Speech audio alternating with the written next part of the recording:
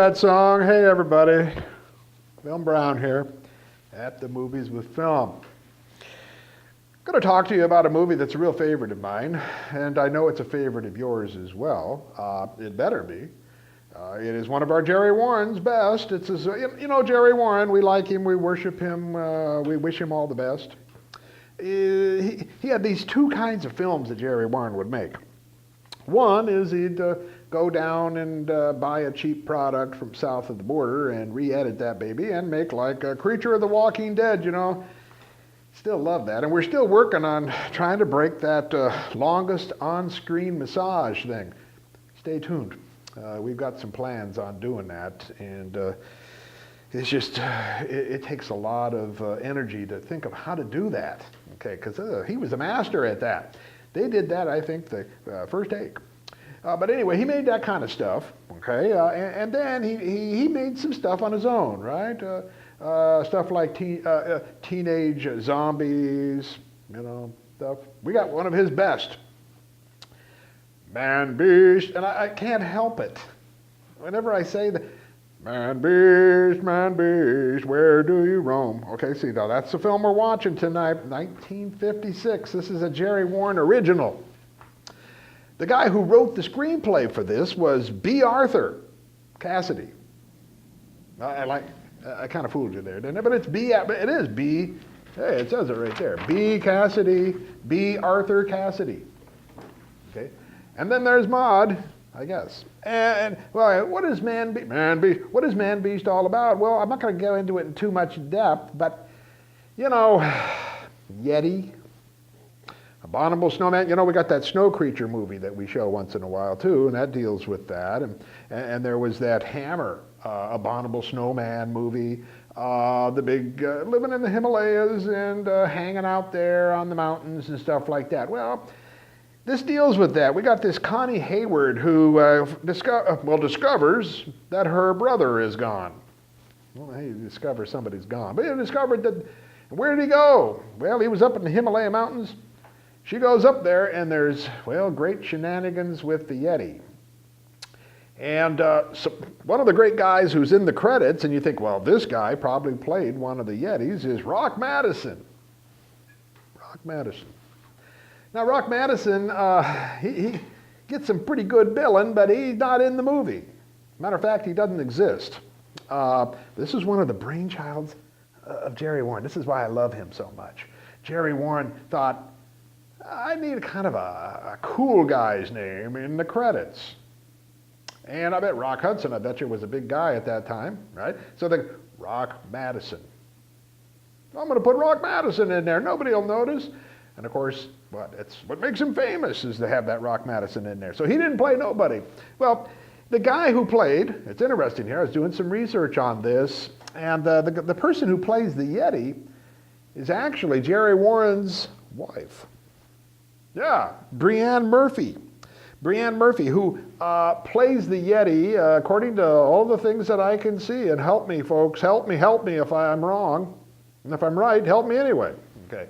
But the thing is that Brianne Murphy, she was sort of the script girl on this, continuity girl. And I guess she was just standing around, I don't know, and said, you look good in an ape suit or something like that, so do that. And then we'll get hitched. It's interesting, she was also married to the producer of this film at one time. Not at the same time, okay? I'm not thinking, okay? But this Ralph Brooke, he was the producer of the movie, and she was married to both of them. Why not? I mean, if you're going to screw your life up, being with Jerry Warren anyway, you might as well take the producer too, right? Now, kind of cool about Brianna Murphy. She became a cinematographer. Now, I was looking up stuff on that.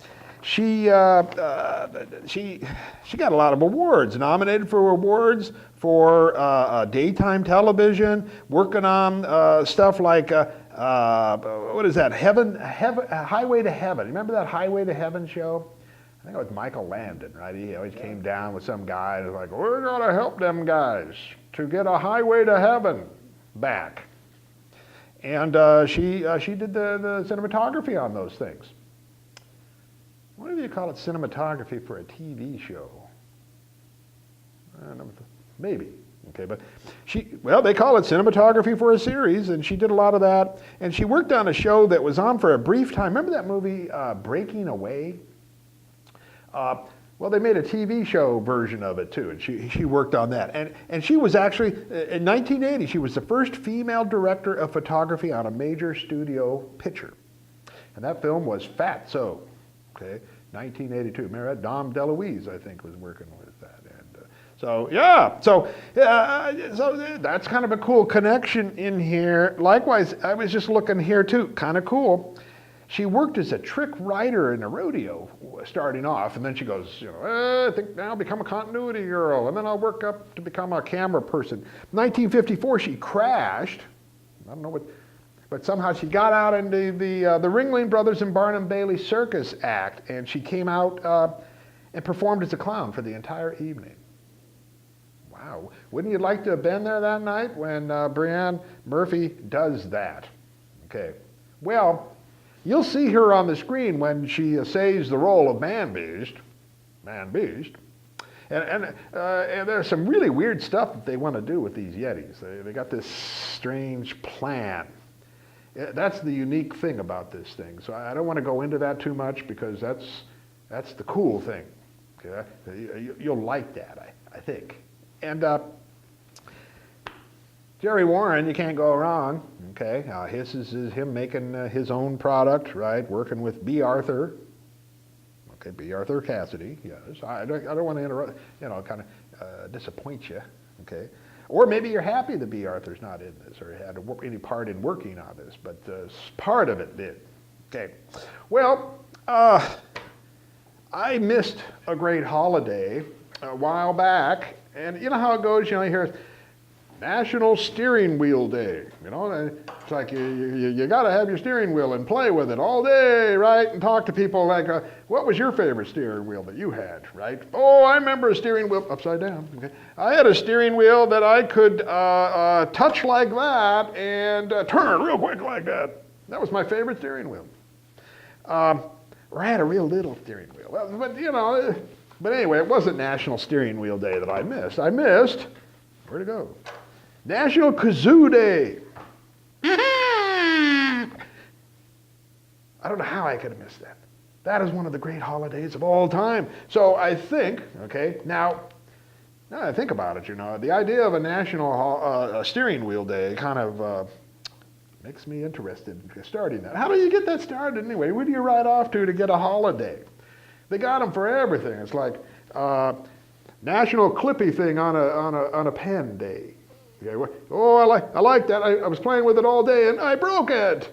And yeah, but I could play with the steering wheel all day and I'd be happy. Okay, but I'm going to find out about that and make a National Steering Wheel Day. But let's go out. Okay, you're going to watch. Okay, this movie, Man-Beast. Okay, and Robin, who is my cinematographer here. Okay. Yeah, he's going to listen to me play this for a little bit, and then we're going to roll 'em Robin, right? Right. Play it, Bill. I'm going to do a little bit of shenanigans with the hand here. Okay. Okay, now, the way that a kazoo is constructed, as I have understand it, is it's a body, a cap. See this right here? That's the cap. In between the body and the cap is a piece of cellophane. Now, you don't blow into a kazoo. Well, you do, you get nothing, right? So if you're doing that, forget it. Now, I hope you all had a chance to get your kazoos out. Now, here's what you do. Now, I was reading on this, that the way they teach people to play the kazoo, I mean, even that boggles my mind that you have to teach somebody to do it, but you say who into it. There you go. That's your first note, okay? If you're nothing, but right, that's good. Now, so okay. And if you put your hand over the cap, you get some cool stuff. Okay, so let's go.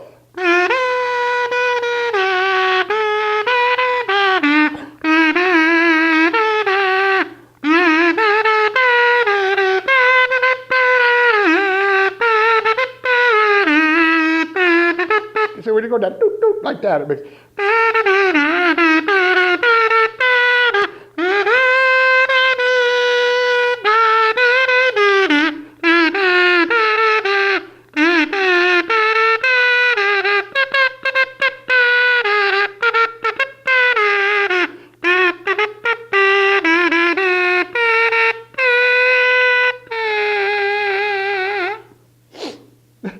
a sad song, man.